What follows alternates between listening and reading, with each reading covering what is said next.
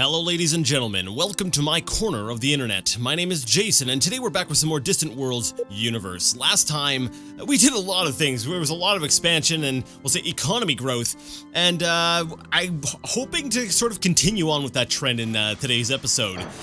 Warning, my time is a little bit more limited today than it may normally be, so this may be a shorter episode. Basically, right now, I'm trying to ensure that the planet Isantat, whatever, it remains under our control. We basically dropped some troops down on the planet last time. We took it over, but now the local population is trying to band together with, local militias to sort of retake it. So we've got sort of a rebellion on our hands. So we're going ahead and we're trying to, we'll say, really push that down, really sort of, we'll say, get that in check, get them in line.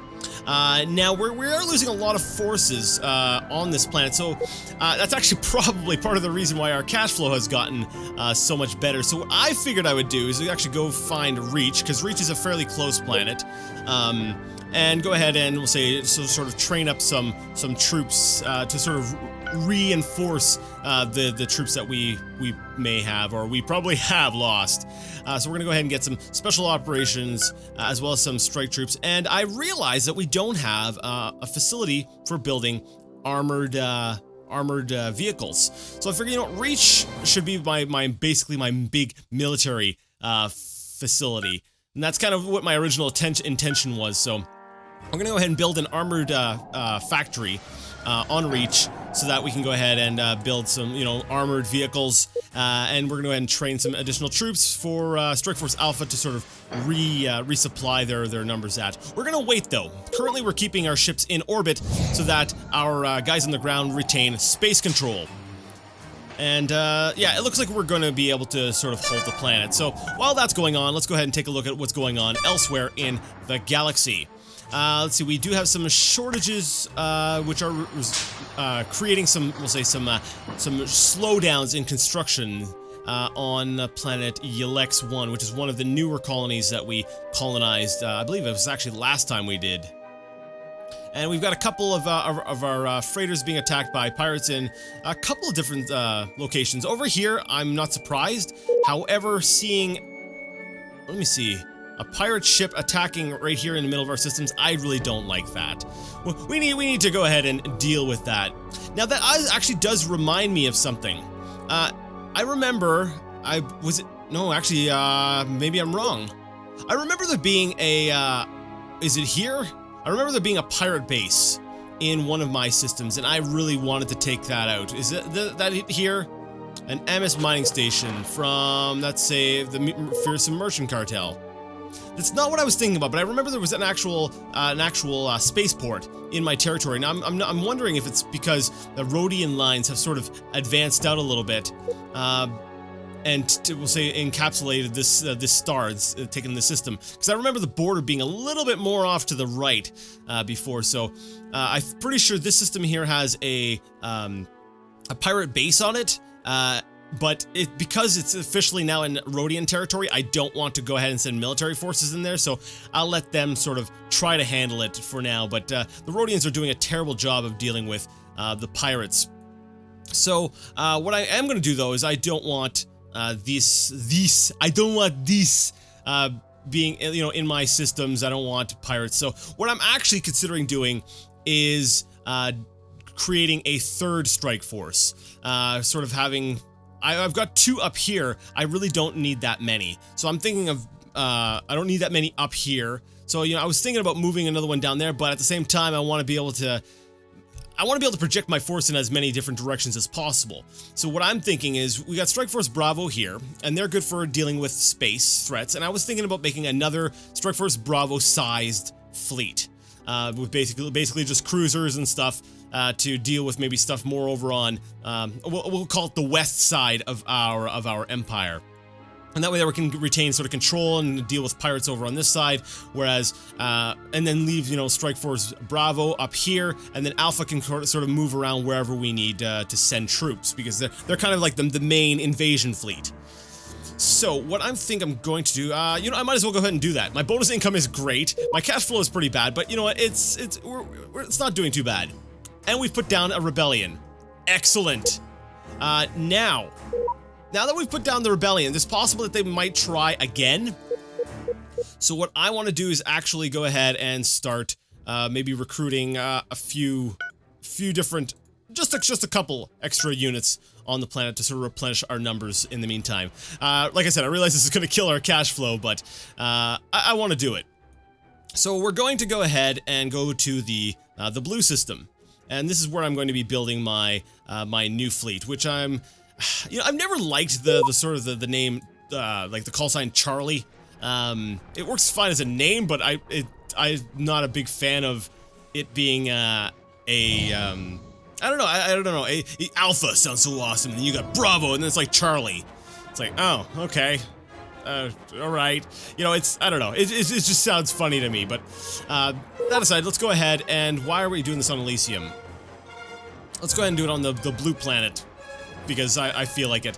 Now, it does appear that the Great Canadian Territory has a super freezing blizzard on one of their planets, and that's another one of those grand disasters kind of thing. Those big, those big, we'll say, environmental events that cause, we'll say, population loss and all that. So what we're gonna do here is we're gonna go ahead, and I still cannot build capital ships, and I've really got to get the research going for that.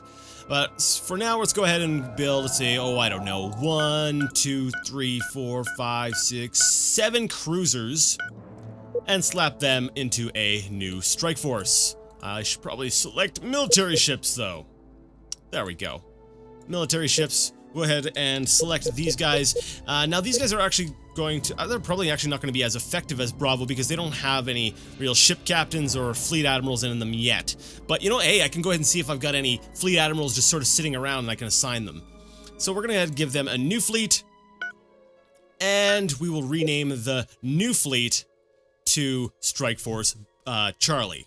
So, Strike Force Charlie. And we're gonna go ahead and set, actually, what should I give them as a home colony? Now, I'm thinking about that. Alpha and Bravo, don't really have a home colony, and, you know, maybe we'll keep that the same. Charlie's not going to have, a home system. Now, a few things were kind of happening while I was talking, such as a character promotion. Our colony governor, Chozol Thanda, located at Reach, has increased their colony income skill level, which means we're going to be getting even more money from Reach, which is great. We've also got the armored factory on Reach has been completed, so that's awesome. And let's see, we've I think that's probably just a repairing of a cruiser. So that's not really a big deal. So now that's Reach has basically got its armored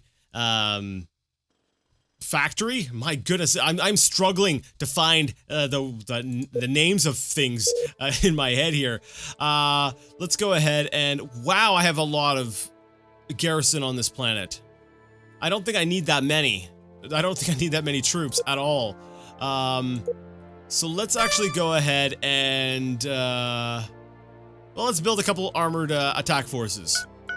There we go. And I'm actually going to ungarrison some of those so that they can be picked up, because that is way too much. Let's see here. What do we have? We've got defense force, special operations, that's a whole lot of special operations. Let's at least ungarrison these two, the 2 special operation groups. That way there we can go ahead and pick them up with Strike Force Alpha and get them to use elsewhere in the galaxy. And our ship captain San Kalsk has increased his countermeasure skill level, so that's great.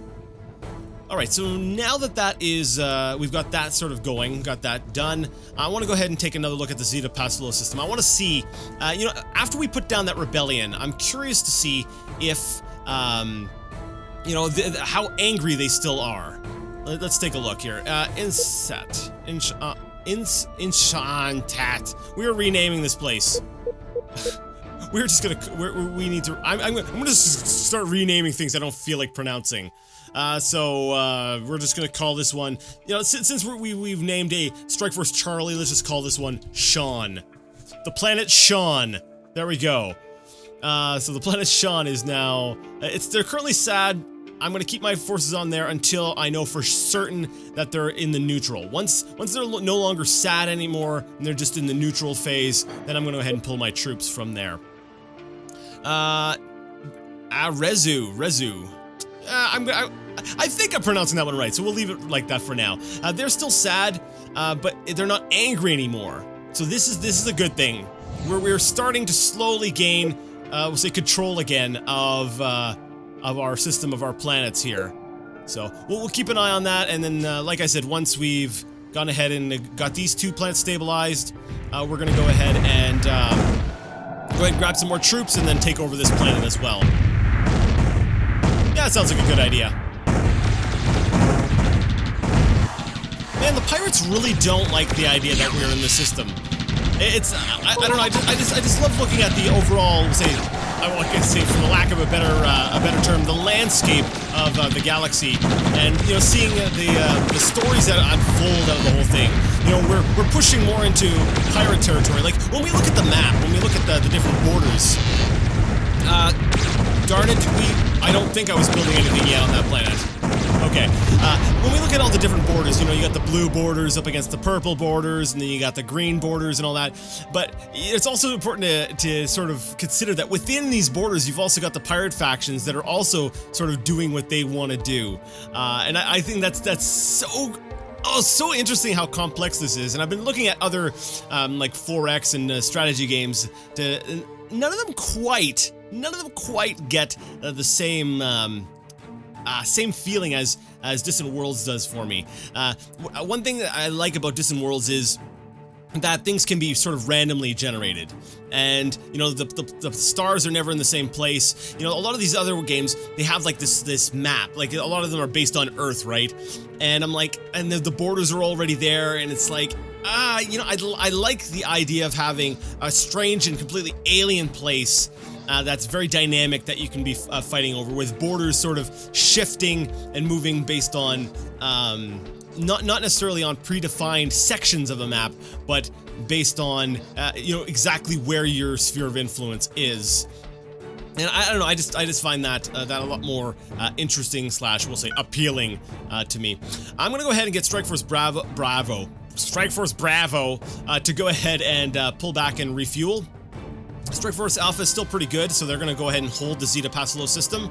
And what I'm going to do is, since it does appear that we've actually finally got, we'll say, this system sort of secured, because if we go ahead and look at Rezu, it's at -6, and the planet Sean is sitting at, come on, Jason, it's sitting at neutral now. We're at +1.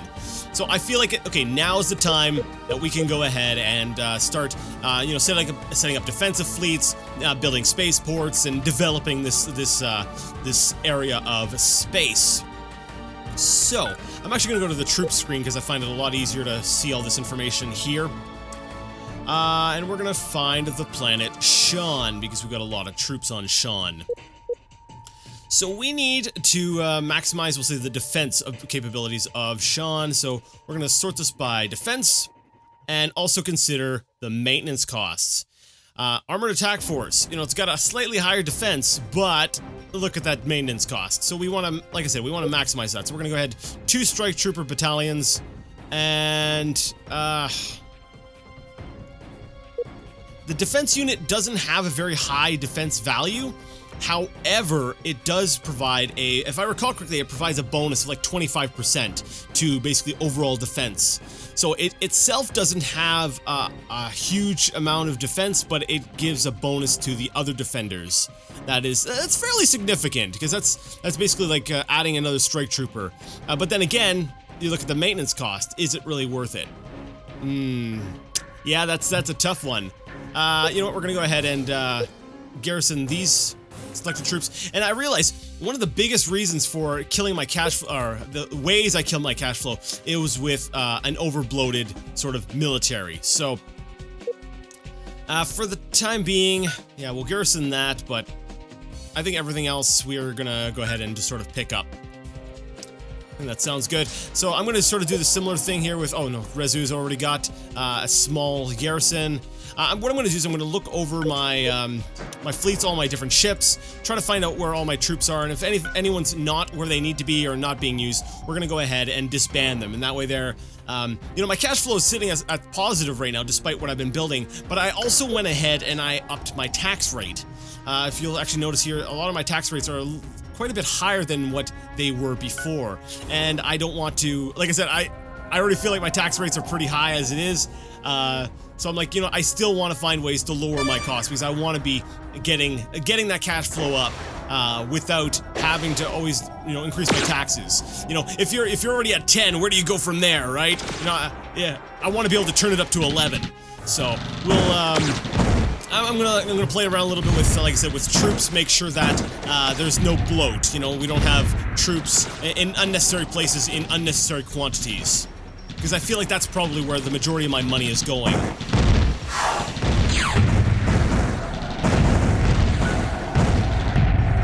Now, I've noticed my reputation is listed as dubious, and I'm not entirely sure why that is. I'm wondering if it has something to do with, you know, the invasion of the independent colonies. I'm not entirely sure, but basically that has been hurting our reputation a little bit with, we'll say, our neighbors. Even the Asilis Major Enclave, basically it says they're troubled with our poor reputation, dubious. Now, it has been improving over time. I was actually, I forgot to actually, I can't remember if I pointed it out last time, but I believe it was at -9. So it is getting better, but I'm not entirely sure why our reputation basically took such a hit. But, you know, that is a thing. Now, I do notice here... Yeah, I'm not used to seeing the, we'll say, other factions' fleets. So we got, you know, the 36th Fleet and the 34th Fleet and the 33rd Fleet, all of the Asilis Major, and actually the 37th as well. And they're sort of moving around. Now, what exactly? Are they at war with anyone? No, they do have trade sanctions with 3 different factions, though, so that is a thing. I actually thought it would also be interesting to take a look at which factions are currently at war with each other. We do have the Rodal Prime Directive, which is at war with the Great Meridian Alliance. And that's that's something that I find interesting. I want to take a look at that. I should get some more, we'll say, scout ships over in that region, because I feel like we've been looking a lot at, you know, obviously, it makes sense, you know, this is where we're at, so we're going to be looking at how things are happening within our space of the galaxy, but, you know, these complex events are also occurring everywhere else on the map, and we don't have the eyes everywhere to really be able to get a good solid view of everything that's going on. But, you know, for example, like this faction here, these purple guys are fighting against these light blue guys. And that's, you know, that's something to consider. Actually, I'm curious, what is the relationship with the Asilis Major Enclave and them? They are cautious of them. That's cool. And how do they feel about... They're cautious with each other, and that's cool. That's fine. I have a feeling, because this faction here seems to be moving out quite a bit. They're expanding quite a bit. And if I recall correctly, they're sitting at the top of the Empire comparison screen. Yeah, they're right up at the top there. Ooh, have we actually moved up to 4th? I thought we were in 5th last time. Okay, I'm not complaining. Either way, cool. Anyways, they're expanding out. They're getting pretty big. I have a feeling, like I said, at some point they're going to rub the Asilis Major Enclave the wrong way, and then we're going to have to step in to help out our allies. But yeah, I wish we had, you know, more eyes to really be able to see the details of exactly what's going on the other side of the galaxy as well. Like, we look at the Pentalumen Prime Utopia, and they're actually at war with the Gazurians and the Rhodian Hive, which is amazing when you consider how far away they are. They are this far away, and they have declared war on these two guys. Like, I don't even know if they can get ships that far out, or if they can effectively project force. But even then, let me see, if I recall correctly, they have a mutual defense pact, do they not? Or yes they do. No? Yes they do, actually, with the Great Cadian Territory. So does that mean the Great Cadian Territory is... No. So I guess maybe they're the ones who declared war, and as such, the Great Cadian Territory is not obligated to join in on the war. Or maybe they were, and they left it. I don't know exactly the details. Like I said, I'm not paying attention too much of, we'll say, the events occurring on the other side of the galaxy. All I know is that, you know, these guys and these guys are fighting. And it does look like the Great Cadian Territory is expanding out and taking... it looks like they're winning. Because it looks like the Daedalus Technocracy is being pushed into the corner. And that's very cool and very interesting to watch. Now, where's that exploration ship that's being attacked? Oh, it's all the way up here. Okay, so we have an exploration ship up here, evidently, and I don't know if it's explored all these little sections, but as far as we know, this is the extent of the great, we'll say Meridian Alliance, I believe was the name of the faction. Alright, with Strike Force Charlie now constructed, I've decided, you know, we're gonna christen them. We're gonna give them their first mission. They're gonna fly in here and destroy this mining station that belongs to the fearsome merchant cartel. During travel, that should give them enough time to go ahead and make sure that their shields are at full strength. Yeah, so the shields are still recharging up there, but they will get there. Now, this is still in the Zeta Pasilo system, if I recall correctly. Yes. Looks like the pirates are still trying to, you know, exert their force in the system, but I still have Strike Force Alpha dealing with that, so yeah, it's not going to be too much of a problem. Now, I did say I was going to go ahead and build a defensive fleet for that system, and I actually completely forgot, so we'll go ahead and maybe queue that up here at Reach. Yeah, it's a closer system to go ahead and start building that kind of stuff up, so we're gonna go ahead and we'll build maybe 2 cruisers and 2 destroyers. Yeah, hopefully that will be enough. That system's a little bit more volatile than some of my others, so I figured, we'll throw some cruisers in there to really give them that extra firepower. I'm not sure if it'll be enough, but hopefully it is. Zeta Defense Force. There we go. Zeta Defense Force. Their new home colony will be, where is that planet? Rezu. We'll set that as the home colony, and we will go ahead and set them up over there. Alright, so I decided to go ahead and begin the invasion of Diorial. So I basically brought Strike Force Alpha in, and according to this here, they have a troop strength of 474, so I'm expecting this to be a fairly easy invasion. Now, we do have to deal with, we'll say, the subsequent rebellion that will inevitably happen, but, you know, hopefully this will, we'll say, add yet another planet to our empire, and yeah, it looks like this is going to be a pretty easy invasion. But I've found that, you know, when dealing with some of these more hostile planets, it's not the initial invasion that's always tough, it's holding the planet afterwards. And that's actually one thing I really love the way, we'll say, Distant Worlds handles war in this game, or handles war in general here. Let's see, Kazurian Conformity has had a natural disaster. Sucks to be them. Catastrophic eruption, so I don't know, I'm guessing that's a volcano or something. Now, I would have liked it if Strike Force Alpha would have stuck around to continue giving them, we'll say, space control. That would have been kind of cool, I guess, but okay, whatever, you guys can fly away, whatever, I don't care. Do what you want, I'm not your boss. Anyways, I like the way that they do handle war. It's not, I find in a lot of strategy games, it tends to be kind of, you know, you send your units in, you blow up the enemy, and hooray, you win the war kind of thing. But in Distant Worlds universe, war is like a completely different thing. It's not just about sort of destruction. It's a lot more complex. There's a lot more of, we'll say, hitting resources and trying to inflict economic damage on the enemy, rather than straight up taking territory and destroying the enemy base kind of thing. War is more of is a tool to be used for your conquest, and not necessarily just it's not necessarily just a thing for you to. It's not the main point of the game. And I don't know, I just like the way it's handled. I think it's pretty cool. Now, these guys are pretty angry, so I'm actually going to make sure that Strike Force Alpha gets the rest of the troops, because they didn't even drop everything off. They still kept like half the troops on the ships before they started flying off to deal with other little things. And so I'm going to go ahead and make sure that they've got stuff on there, because of course, yep, I knew it, we have a rebellion. And that's going to be a close one. As long as they can get those extra troops down on the planet, we should be able to, hold the planet and keep it. Yeah, we should be safe. We should be good here. Alright, so let's see here. Once the extra troops drop on, let me see here. Come on. Are you gonna drop? Anytime now. That'd be nice. Like, I know we can win as it is, but I would like to be able to win and still have strength in case there's a second attempt at rebellion.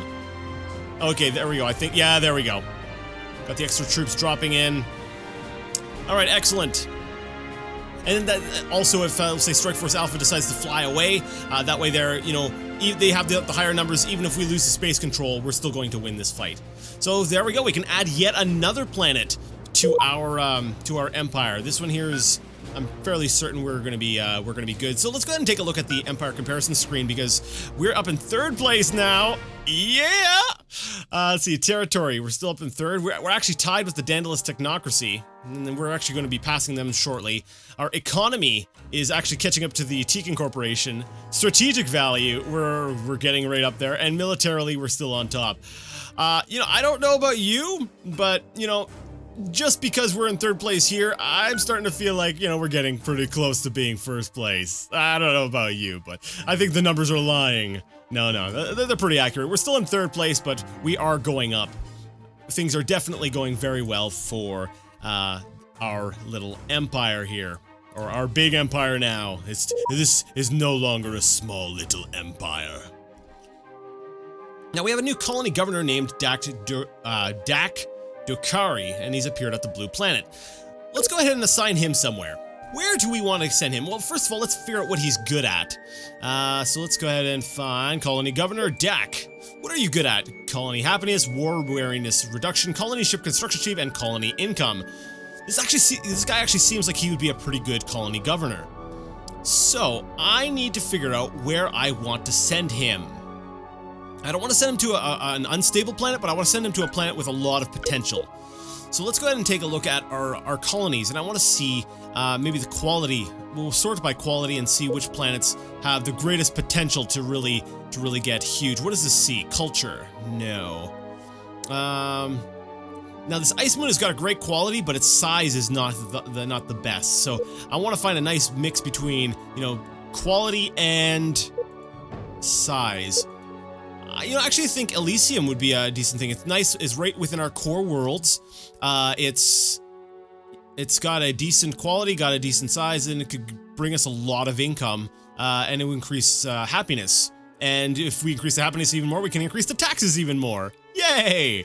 So, you know what, let's go ahead and send him to Elysium. Unless someone has a suggestion or a better idea, like, that's just what I'm thinking, you know, really quickly. A lot of times I'll play this and then I'll walk away from it a little bit, and I'll think about it in my head, and then I'll come up with like, all these great ideas, and then I'll forget to write them down, and then I'll forget them by the next episode, and then nothing really happens, so I just look like a dumb, so... But if you got some ideas, then, you know, when you send them, they're already written down, so it's a lot easier for me to go, oh yeah, there we go, I remember just thinking of something like that, or more often than not, it's usually, oh, that's actually a really good idea, I never thought of that, let's do that, so, that's the thing as well. Nah, I am running out of time, let's speed things up just a touch, because I want to be able to see us, we'll say formally, secure and keep this planet. Our cash flow is terrible right now, but that's okay. That's okay. Oh, it's okay. We'll manage. Sean, a spaceport is under attack. No! Get away from my spaceport, you maniac! Come on, where's my defensive... There we go. Where's my defense fleets, or my strike force, rather? Oh, man. You're getting wrecked. That carrier's toast. There's just something so satisfying about that. You see all of our ships just sort of warp in and then boom! Yeah, he's gone. And as a result of that, you know, Han Solo has increased his targeting skill, so he's now even more awesome than he was before. Actually, his targeting skill is now 93. He's actually very awesome. He's kind of like our Snake of the air, or of space rather. Yes, he's our solid Snake of flying. I miss Snake. I miss intelligence missions. I've definitely got to get... Let me see, do I have any decent intelligence agents? Let me see. PsyOps. Actually, he's...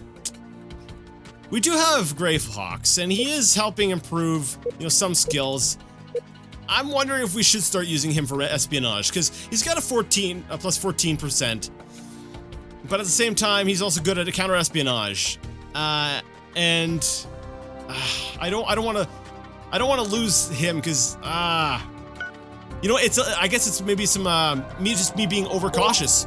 After losing Snake, now I'm scared. I'm like, okay, the next, I need to make sure that nobody else dies. So now, it's like, now I'm a lot more paranoid. We are under attack from the Gazurian Conformity. We call on you to honor your treaty with us and declare war on them. Will you stand with us? We stand alongside our friends and allies. We declare war on the Gazurian Conformity. Alright, ladies and gentlemen, here we go. It's wartime again.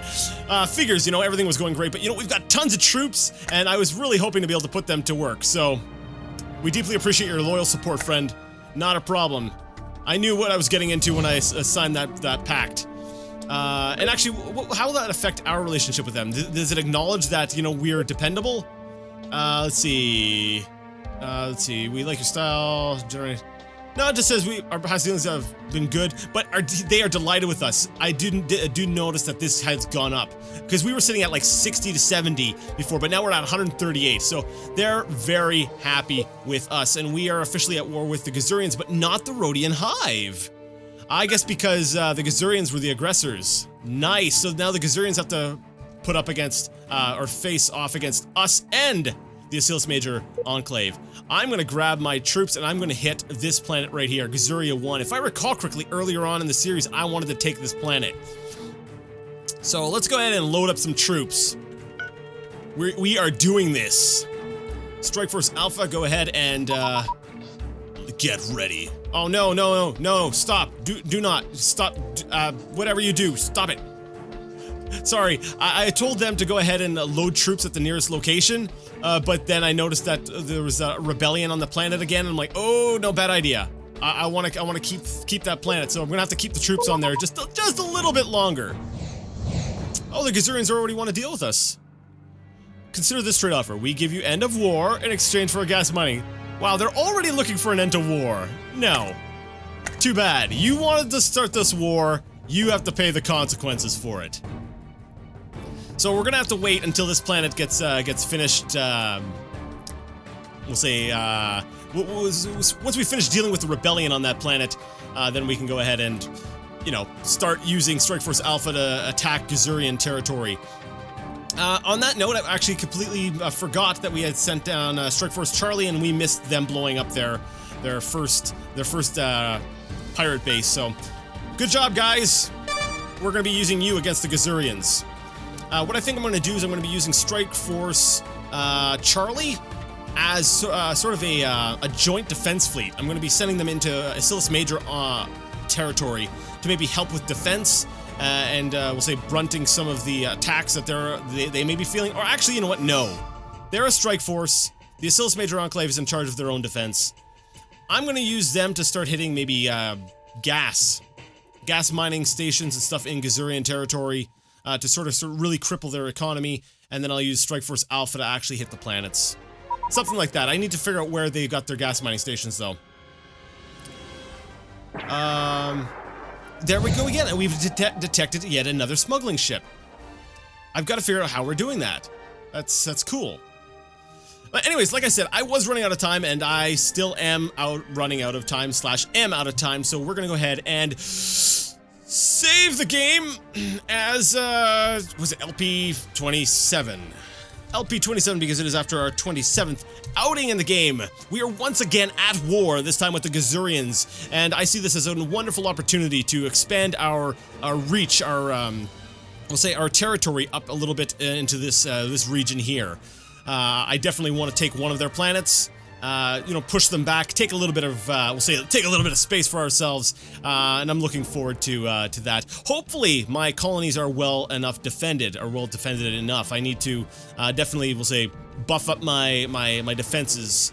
I wasn't expecting to be at war, and I've got a lot of new colonies that are very easy targets, but I'm hoping if I get my strike forces out there and I can keep them off balance, especially because they got to deal with two factions now. They're not just dealing with us, they're dealing with the Asilis Major Enclave as well.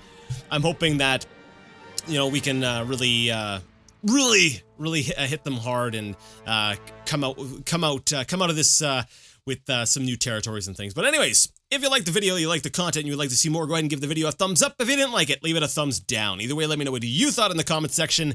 And until next time, I would like to ask you all to game on.